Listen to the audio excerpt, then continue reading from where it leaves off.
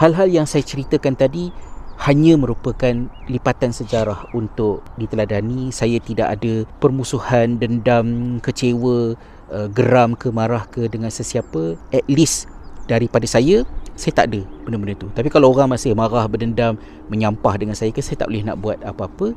Saya ingin memenuhi saki-baki umur yang ada dengan perkara-perkara yang meaningful, termasuklah ukhuwah, persahabatan dan perjuangan untuk memperbaiki ummah melalui terutamanya jalan pendidikan, insya-Allah.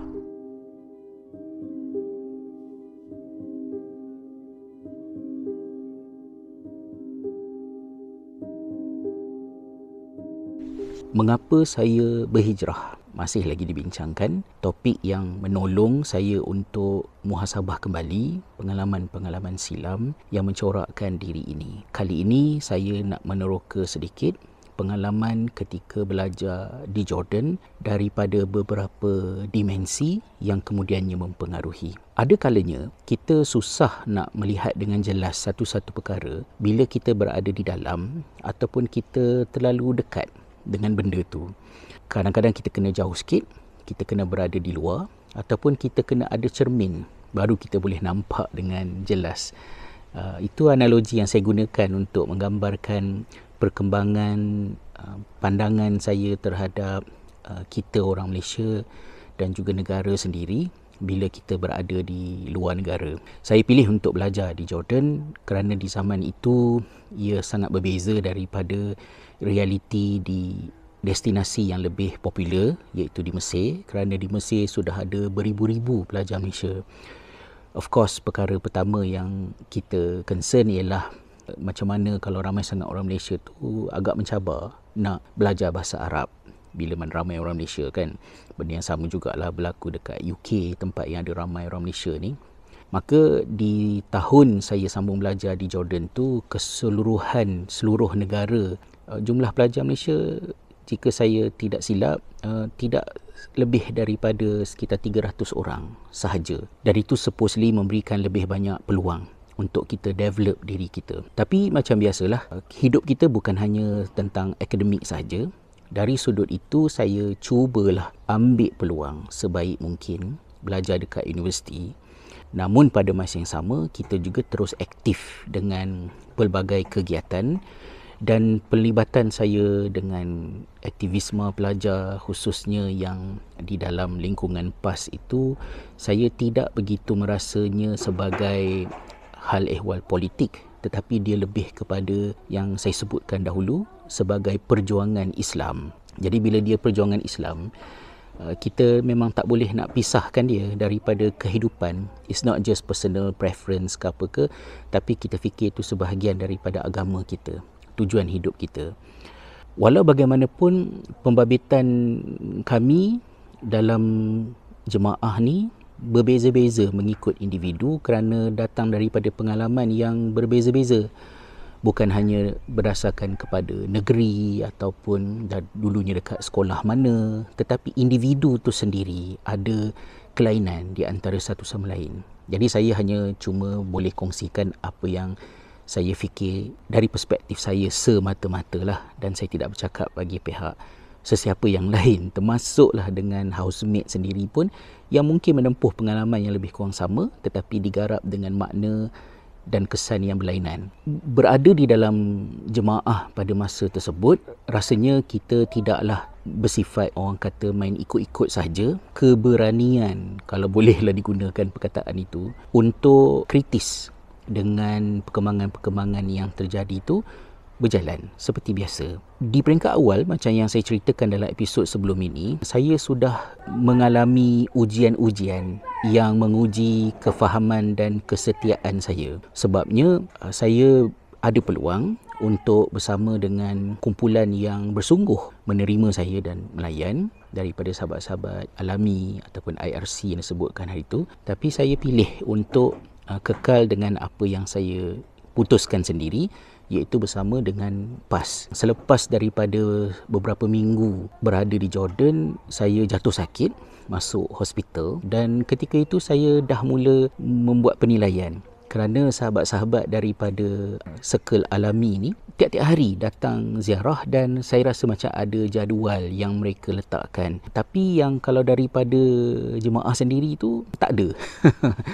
Tapi kita macam tak kisahlah, okey je kan, sebab kawan-kawan yang satu batch dengan saya tu rajin je datang. Hari-hari kita orang sambil-sambil dekat dalam wad tu makan buah dan macam-macam lagi. Ketika saya memulakan perjalanan aktif dengan gerak kerja jemaah ketika di Jordan tu, saya mengalami beberapa kejadian yang sifatnya macam menguji dari segi kesetiaan kita, sama ada kesetiaan itu logik ataupun tidak. Masih ingat lagi pada suatu hari itu ketika saya dalam perjalanan nak pergi ke rumah kawan, saya naik kenderaan awam bersama dengan seorang senior yang secara tiba-tiba berpesan kepada saya agar jangan rapat sangat dengan seorang senior lagi yang lebih kurang satu batch dengan beliau. Dan apabila dia memberi saranan sedemikian rupa, dia trigger saya.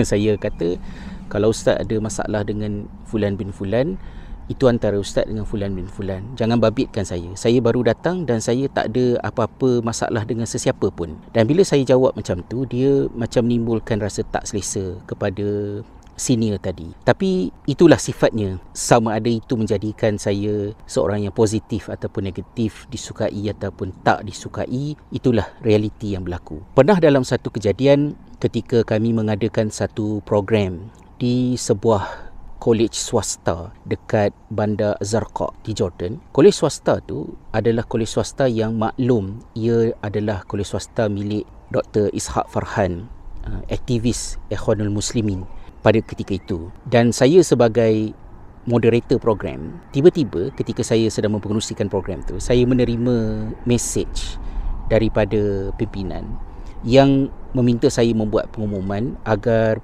pelajar-pelajar lelaki ni menanggalkan ketayap supaya tidak kelihatan seperti orang ikhwan di pandangan perisik-perisik Jordan. Jadi ketika saya terima tu, saya mengkritik arahan tersebut. Setahu saya, di Jordan ni pakai ketayap tak menjadikan kita kelihatan seperti orang ikhwan, kerana orang ikhwan tak pakai ketayap pun mereka pakai blazer, mereka pakai, tak ada distinguish daripada orang lain. Kalau pakai ketayap dikaitkan dengan tabligh, itu mungkin. Dan kalau kita tidak mahu associated dengan ikhwan di pandangan perisik-perisik Jordan ni, at the first place, kenapa kita buat program dekat kolej milik Ikhwan Muslim ini? Buatlah macam mana pun tetap akan terkait. Kalau nak dikaitkan, pandangan saya itu menimbulkan macam kegelisahan sikit. Ada orang yang berbunyi-bunyi lah dekat bawah tu kan. Tapi itulah ceritanya. Dalam satu kejadian yang mungkin paling kontroversi selama saya berada di Jordan, ialah apabila kami ahli-ahli jemaah ini dibahagikan kepada dua kumpulan. Satu kumpulan bergerak sepenuh masa di dalam jemaah dan satu kumpulan lagi aktif di dalam Persatuan Umum Pelajar. Dan ketika itu beberapa masalah timbul. Saya dan rakan-rakan yang berada di dalam persatuan ini jumpa dengan pemimpin-pemimpin atasan, menyuarakan kebimbangan kami. Mereka kata jangan tunggu untuk kumpulan yang sepenuh masa dalam jemaah ni buat seperti yang sepatutnya. Apa-apa yang kamu rasa perlu dibuat, bermanfaat, teruskan sajalah. Jadi specifically kami tanya, jadi adakah ini mandat? Dia kata, kira mandat lah. Maka kami pun ambil lah kata-kata itu, pegang. Bila kami adakan mesyuarat, kami buat keputusan untuk menubuhkan satu aktiviti yang dikenali sebagai INPIS, Institut Pengajian Ilmu-Ilmu Islam. Ia adalah merupakan study group. Kenapa kita buat study group tu? Sebab kita rasa apa yang boleh menyatukan semua pelajar Malaysia dekat Jordan ialah program yang sifatnya bermanfaat untuk mengaji. Sebab semua orang datang ke Jordan untuk mengaji. Jadi dekat dalam program tu, kita hubungkan pelajar-pelajar Malaysia dengan masyayikh-masyayikh yang terkenal dekat Jordan. Dan kita ni bertugas sebagai macam facilitator. Dan itu boleh memberikan somehow macam pandangan kepada adik-adik ataupun kepada pelajar-pelajar secara umumnya, bahawa mereka yang aktif dalam jemaah ni juga adalah orang yang ilmiah, orang yang boleh dirujuk dan diharapkan dari segi kata nak mengaji ni. So dia lebih kurang macam dakwah secara subtle ataupun macam manalah kan kita sebut begitu. Program ni memang mendapat sambutan yang begitu menggalakkan daripada majoriti pelajar pada masa tersebut. Tetapi ketika kita rancak menjalankan aktiviti ini, memang dengan niatnya untuk membantu perjuangan jemaah, tetapi timbul desas-desus di kalangan kawan-kawan. Ada yang mengatakan bahawa sebenarnya IMPIS ni adalah jemaah baru, jemaah dalam jemaah, lebih kurang macam itulah.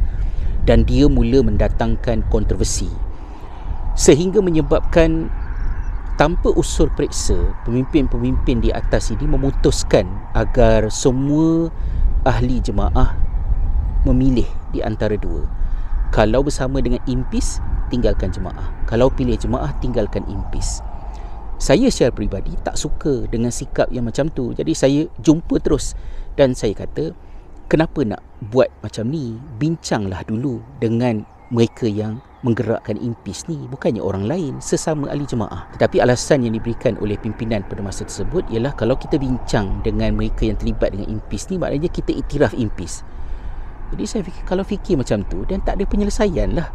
Keadaannya jadi semakin melarat. Ketika mana keadaan menjadi begitu kontroversi pada masa tersebut, saya telah secara peribadi didatangi oleh seorang individu, kepercayaan pemimpin di atas dalam jemaah. Individu tu mungkin dia tengok saya ni macam sedang ada masalah dengan pimpinan. Dia ajak saya join dia. Dia kata dia sedang merancang untuk menggulingkan pimpinan pada cuti musim panas akan datang. Jadi saya terkejut lah. Saya kata saya tak ada masalah dengan sesiapa, dengan pimpinan. Pimpinan yang mungkin marah ataupun masalah dengan saya. Jadi saya tak suka dengan benda-benda macam ni. Dan saya cakap pada dia, jauhkan diri daripada saya. Saya tak nak terlibat. Saya masa tu second year.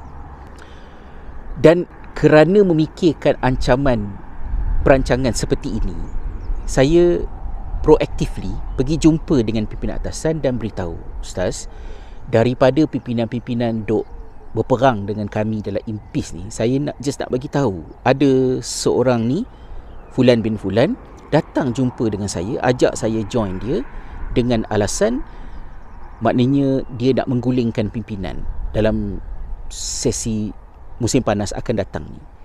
Dan baik perhatikan benda tu. Ini memang benda yang tak sihat untuk jemaah. Lebih kurang begitu. Oh, terima kasih, kata pimpinan tadilah. Saya fikir saya telah menyumbang sesuatu kerana memaklumkan hal ini.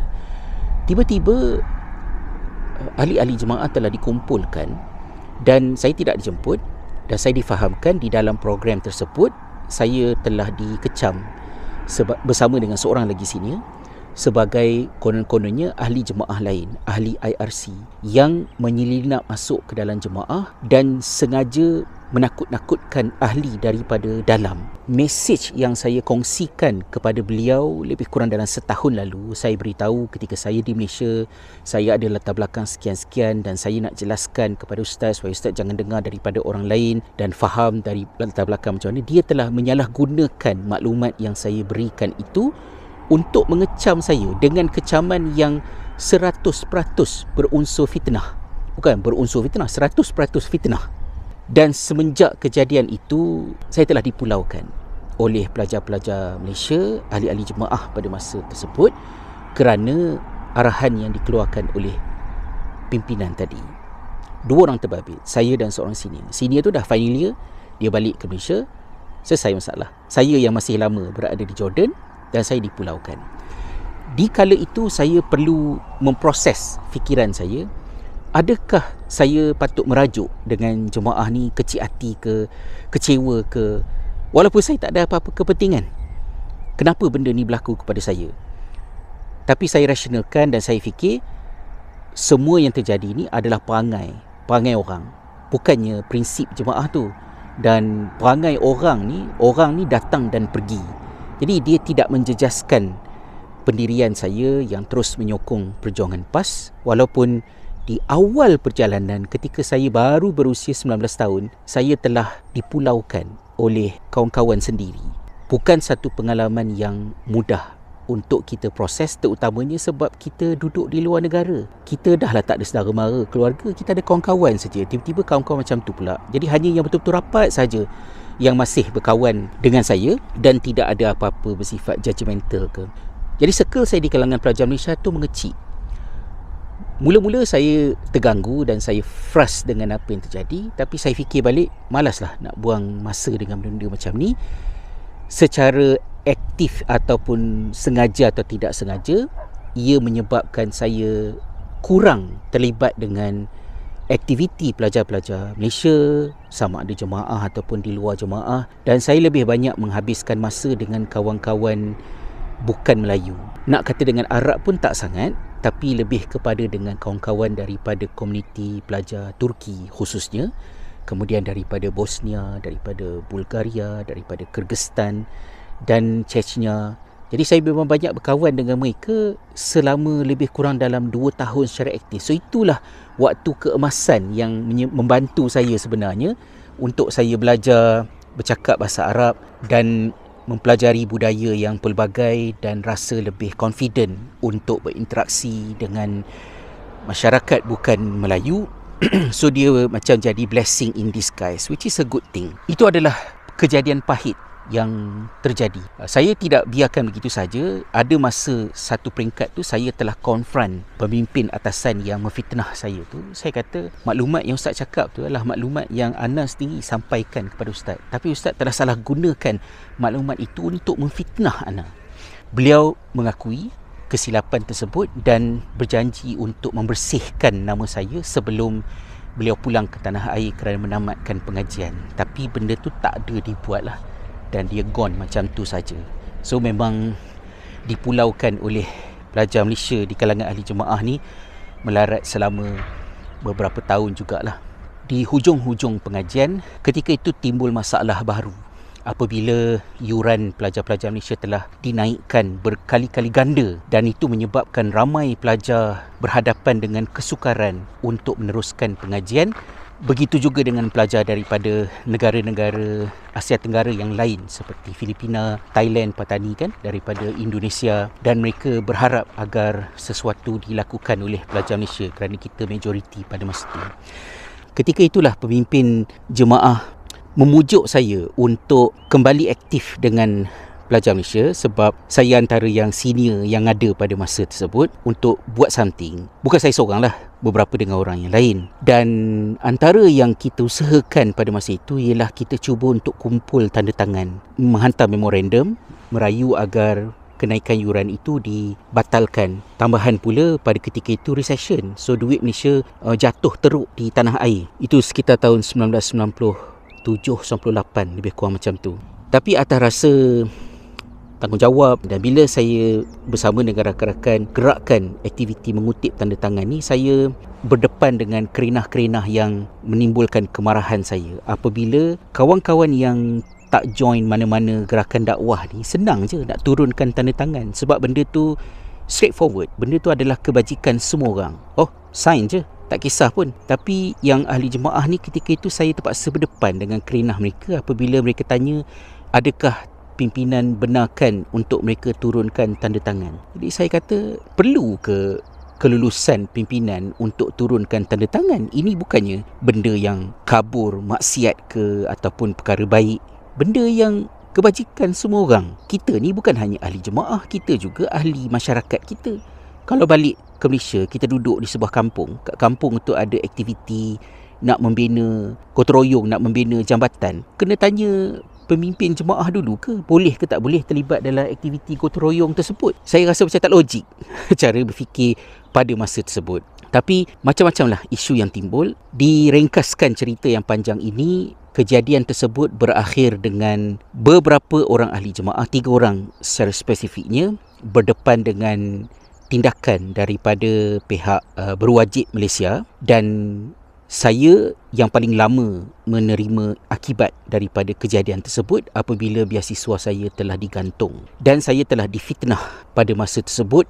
Konon-kononnya saya terlibat dalam kegiatan menghasut pelajar Malaysia agar memboikot aktiviti-aktiviti yang dianjurkan oleh kedutaan. Benda-benda berat lah. Dan juga saya telah dikecam dalam satu surat rasmi bahawa saya telah pulang ke Malaysia tanpa pengetahuan penaja saya dan terlibat di dalam kegiatan-kegiatan subversif. Saya tak tahu apa-apa pun tentang benda ni.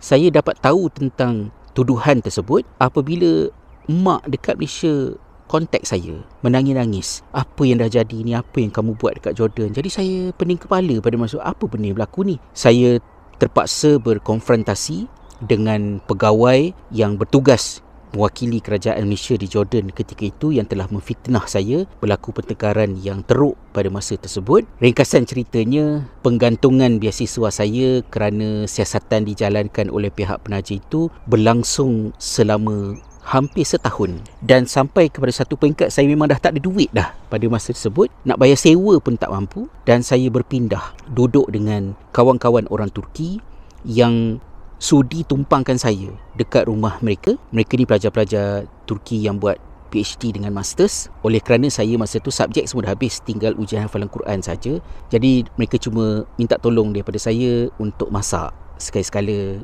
duduklah kat rumah tu, jangan susah hati sangat fikir pasal duit. Ketika saya berdepan dengan hal tersebut dan surat pertuduhan yang dikeluarkan oleh Kedutaan Malaysia pada masa tersebut berkenaan dengan saya, menyebut beliau dan jemaahnya, kebetulan pada satu hari saya berselisih dengan seorang pemimpin jemaah.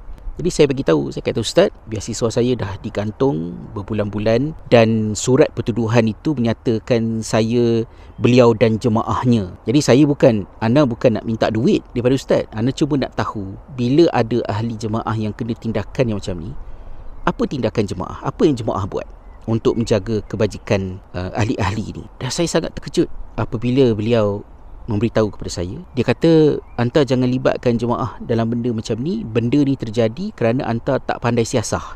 Basically salah saya yang menyebabkan saya telah digantung beasiswa. Bukan saja tak tolong, malah kecam pula saya. Itu satu lagi daripada kejadian yang menguji.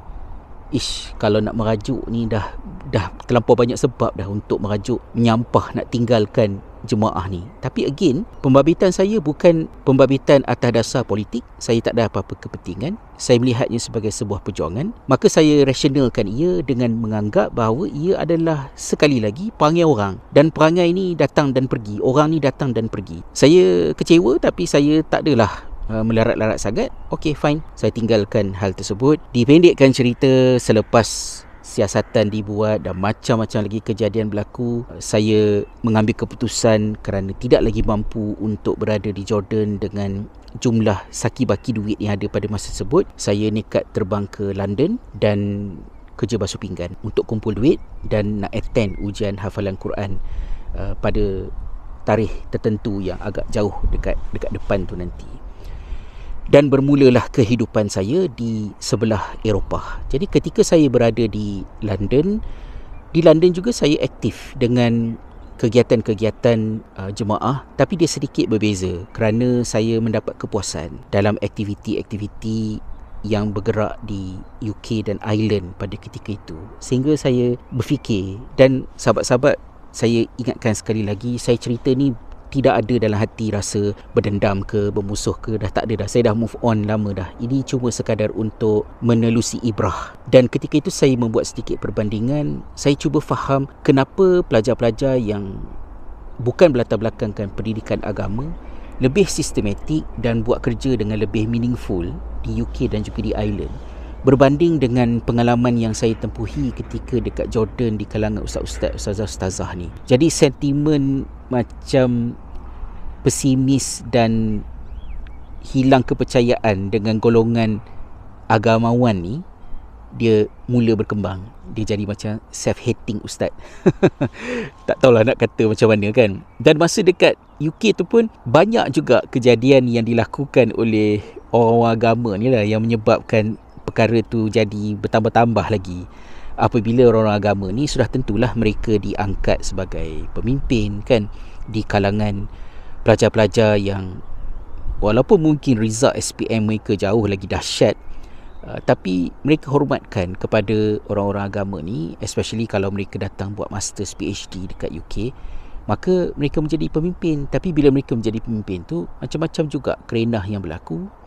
Dan juga ramai di kalangan mereka ni pada masa tersebut pakai kereta Mercedes. Jadi banyak kali mesyuarat lambat kerana ustaz-ustaz ni pergi kabut sale dulu, cari spare part Mercedes, dan bila berkumpul sembang pasal kereta. Saya yang miskin papa kedana ni yang tak mampu. Kalau saya mampu beli Mercedes mungkin saya join sekali, tak tahulah kan. Tapi saya jadi allergic lah, sampai saya istilah kami lah, bukan saya sebenarnya, kami istilahkan ustaz-ustaz pada masa itu sebagai geng-geng Mercedes.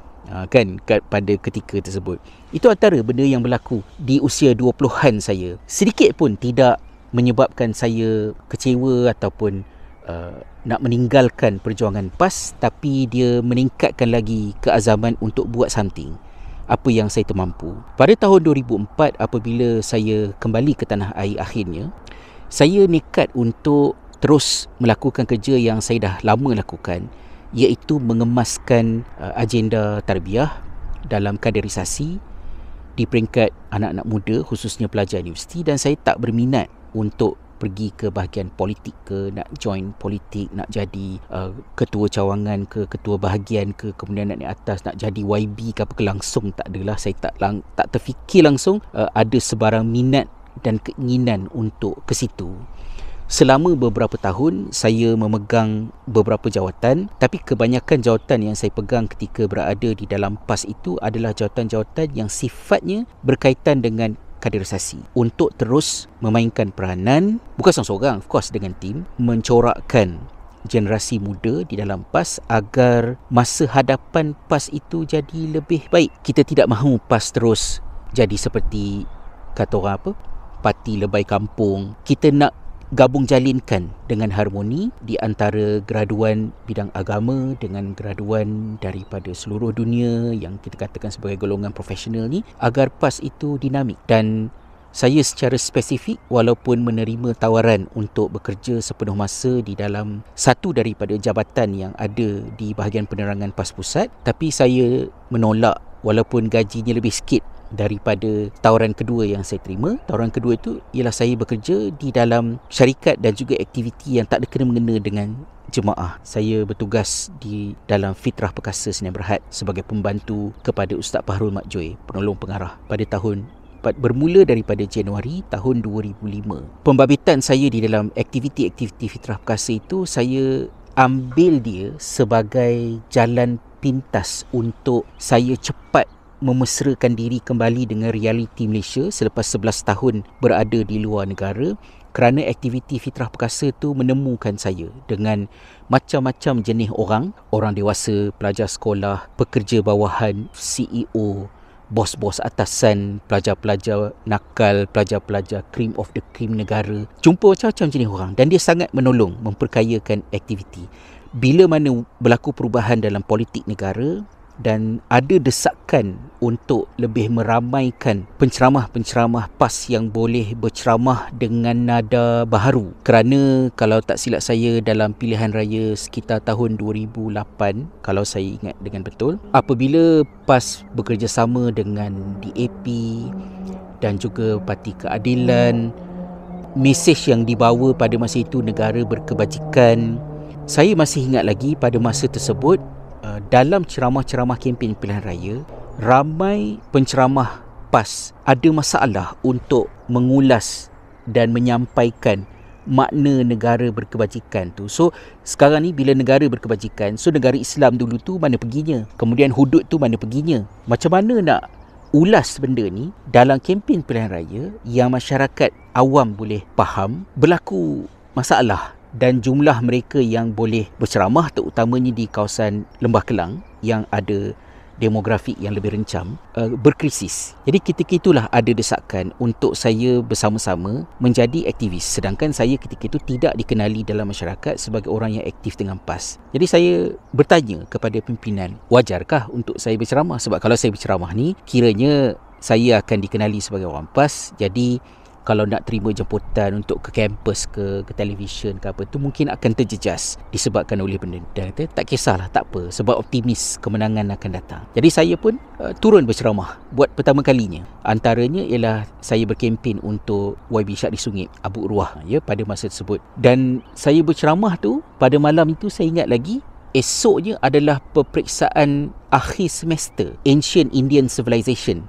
Ketika itu saya tengah buat master dekat UIA. History and Civilization, masters pada masa tersebut. Pergi ceramah. Saya kata pukul 12 je. Pukul 12 saya kena balik sebab saya kena revise balik 2-3 topik dan saya nak tidur lebih kurang dalam pukul 2. Pagi esok pukul 8 saya kena pastikan saya dah on the way nak pergi ke universiti untuk exam. Buat semangat pada masa tersebut. Menang ke kalah ke itu cerita lain lah. Usaha-usaha untuk cuba mewujudkan perubahan di dalam PAS, dan saya juga aktif pergi ke Australia, ke Jepun, ke UK of course, dan juga ke beberapa destinasi lain untuk berwacana dengan pelajar. Dan saya bukan melakukannya dalam bentuk indoktrinasi ke ataupun dalam bentuk kegiatan subversif macam yang saya pernah dituduh dulu-dulu tu. Tak, secara open saya ulas atas keyakinan saya bahawa kalau begini cara orang Islam berfikir, sama ada orang jemaah ke bukan orang jemaah ke, dia akan menjadi Muslim yang lebih baik, terutamanya pada menggabung jalinkan di antara sunatullah dan syariatullah, antara ilmu sains dengan ilmu agama, dan aktif pada masa tersebut. Sehinggalah apabila di dalam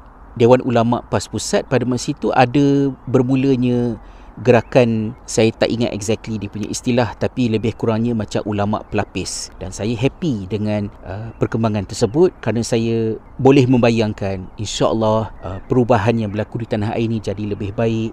Tak ada masalah dah Malaysia sebagai sebuah negara yang berbilang bangsa, berbilang agama, still boleh terima perjuangan Islam kerana perjuangan Islam ini adalah perjuangan Islam yang dinamik, yang berasaskan kepada ilmu dan benar-benar mencontohi Islam yang dibawa di zaman Nabi SAW di di Madinah, kerana ketika itu umat Islam minoriti. Dalam keluarga umat Islam juga majoriti Muslim adalah revert, dan ramai di kalangan mereka yang dalam keluarganya ada Muslim, ada non-Muslim. Maka Malaysia sepatutnya tak ada masalah kerana sirah Nabi SAW itu lebih dekat dengan masyarakat majmuk berbanding dengan masyarakat yang sebangsa, sebahasa. Perubahan demi perubahan berlaku di peringkat dalaman, dan idea-idea saya, bukan saya seorang lah, dengan ramai lagi yang lain, mula menjadi idea yang asing di dalam PAS, dan label-label mula keluar, diberikan macam-macam gelaran,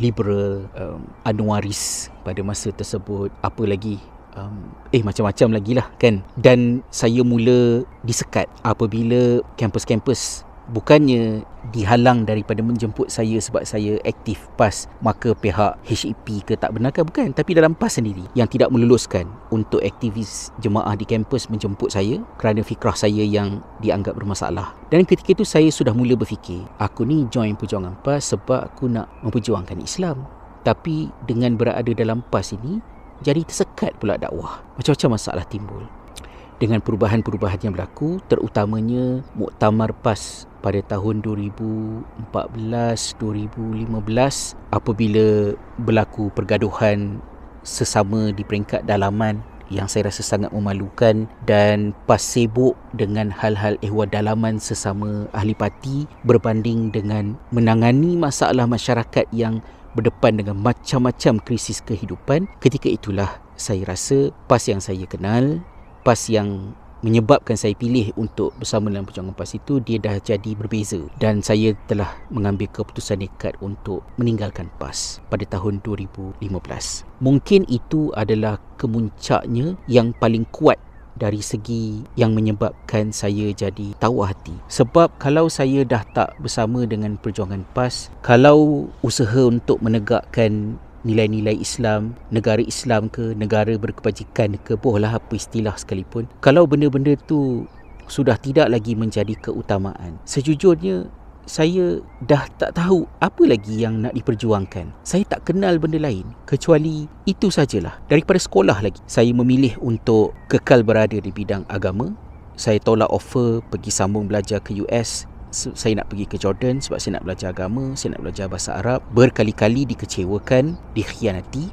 Semasa berada di Jordan, saya tetap kawal diri saya agar tidak kecewa dan tidak meninggalkan jemaah, kena objektif, bezakan di antara perangai orang dengan prinsip. Dan saya berterusan dengan pengalaman yang sedemikian rupa daripada saya berusia 13 tahun sampailah lebih kurang saya berumur 40 tahun, iaitu sekitar tahun 2015. Dan pada tahun 2015 itu, bila saya tengok sijil keahlian PAS, keahlian seumur hidup yang telah saya daftar pada tahun 2001. Pada ketika itu, saya hanya dapat relate diri saya dengan dua bahagian saja pada sijil tu, iaitu pada nama almarhum Ustaz Fadino yang sign sijil keahlian saya itu, dan Bismillahirrahmanirrahim di pangkal sijil berkenaan. Memanglah agak dramatik. Saya telah koyak sijil tu dan saya tulis kat social media yang saya telah koyak sijil keahlian semua hidup saya. Dan selepas saya mengambil keputusan meninggalkan PAS itu, perjalanan hidup dekat Malaysia tu jadi berat. Macam-macam benda berlaku. Saya tak nak sebut dah secara terperinci kerana saya tak nak membuka. Lukanya baru saja sembuh. Maybe dia punya kemuncak dia ialah ketika saya bersemayang di masjid, orang tak salam dengan saya. Saya fikir this is not where I want to raise my children. Dan saya rasa macam saya akan pendek umur. Masa itulah rasa tawar hati itu sangat mendalam. Saya kena proses cepat-cepat. So kalau saya sudah tidak bersama dengan PAS, adakah perjuangan Islam telah terhenti ataupun ada definisi berbeza? Dan saya ketika itu merasakan bahawa perjuangan Islam tu lebih luas daripada agenda yang dibawa oleh sebuah kumpulan, tak kiralah PAS ataupun mana-mana. Dan ketika itu saya rasa perjuangan yang paling dekat dengan kecenderungan, keupayaan dan kemampuan saya dan lebih substansial adalah perjuangan di dalam bidang pendidikan. Dan rezekinya saya bertemu dengan Yayasan Pendidikan Khalifah. So saya join sekolah Khalifah dan berdakwah dalam bentuk menggerakkan reformasi pendidikan. Itulah kiranya penghujung kepada perjalanan saya sebagai seorang Islamis. Dan lepas tu saya dah tak pedulilah saya ni Islamis ke ataupun Haraki ke Tablighi ke Tarbawi ke, boh lah istilah apa-apa pun, ana Muslim. Alhamdulillah saya seorang Muslim. Bila saya aktif sepenuh masa dengan sekolah Khalifah, saya telah diberikan amanah oleh Board of Directors untuk reform sistem sekolah. 2015 saya terbang sebulan ke Finland untuk kursus intensif, dan ekoran daripada kursus sebulan itu keputusan diambil untuk sambung lagi belajar sepenuh masa pada tahun 2016. Ketika keputusan dibuat untuk sambung belajar pada tahun 2016 itu, saya tahu yang saya keluar daripada Malaysia ni berkemungkinan besar saya tidak akan lagi pulang ke tanah air. Saya selalu ingat perbezaan di antara Jamaluddin Al-Afghani dengan Muhammad Abduh. Muhammad Abduh mempunyai sentimen yang kuat terhadap tanah airnya, iaitu Mesir.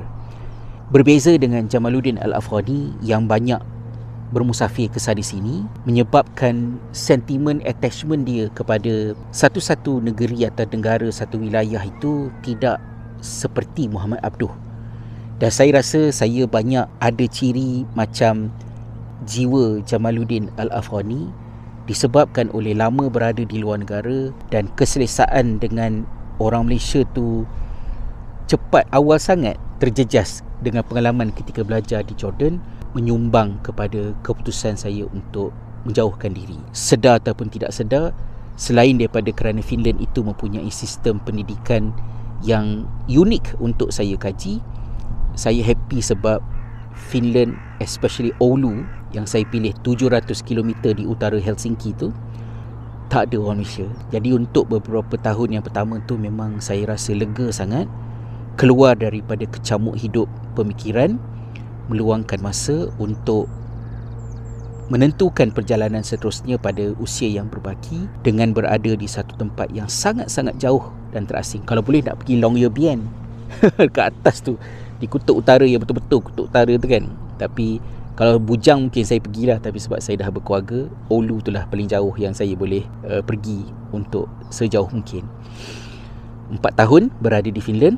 Ketika buat decision nak meninggalkan Finland dan settle down dekat island tu, ada rasa nervous sebab saya tahu dekat island ada ramai orang Malaysia. Saya dah terbiasa 4 tahun jauh pada orang Malaysia, tapi saya rasa eloklah di island tu kerana tak berapa sihat pun untuk anak-anak kami bila lama sangat terpisah daripada akar umbi identiti mereka. Jadi kami pun berpindahlah ke island pada tahun 2020 di tengah-tengah pandemik. Ada 2 sebab daripada cerita saya ini yang menyumbang kepada mengapa saya berhijrah. Pertamanya ialah kerana rasa selesa untuk dengan orang Malaysia tu banyak terjejas, dan saya macam percaya orang Malaysia ni bila dia ramai-ramai kumpul kat satu tempat, dia akan banyak masalah. bawang, bergaduh, mengumpat, bergaduh, berpecah, bertengkar, dan saya tak suka dengan benda tu. So itu salah satunya. Kemudian yang keduanya, yang lebih utamanya ialah rasa kecewa dengan hidup yang sudah diberikan selama 40 tahun untuk menjayakan perjuangan menegakkan Islam. Tak kira lah label apa kan, negara Islam ke negara berkebajikan ke apa ke, yang kita fully equip diri kita dengan ilmu agama, dengan human sciences, dengan western literature, dengan Islamic literature, belajar bahasa Arab, belajar bahasa Inggeris sebab sungguh-sungguh nak menjayakan perjuangan Islam ni. Tapi bila PAS memilih perjalanan yang lain daripada yang saya kenal di peringkat awal saya bersama dengan PAS, dia menyebabkan hilang tawa hati dengan keadaan di tanah air. Dan ini hanya yang berlaku kepada saya secara peribadi. Saya tidak generalize kepada siapa-siapa. Setiap orang ada garapan yang berlainan.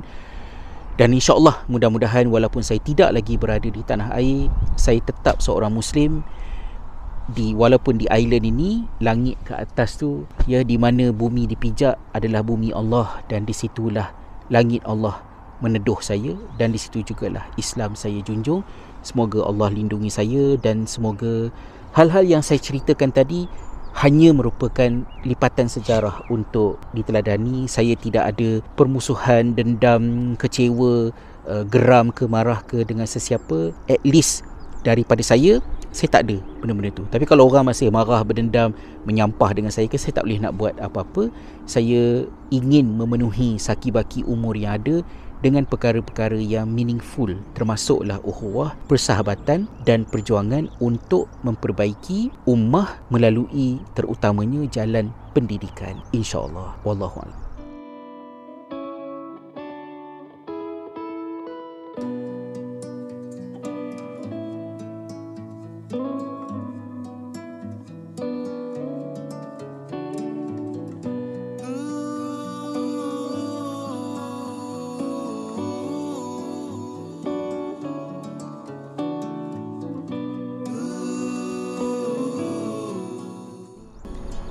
So, jomlah kita balik. Dah pukul berapa dah ni?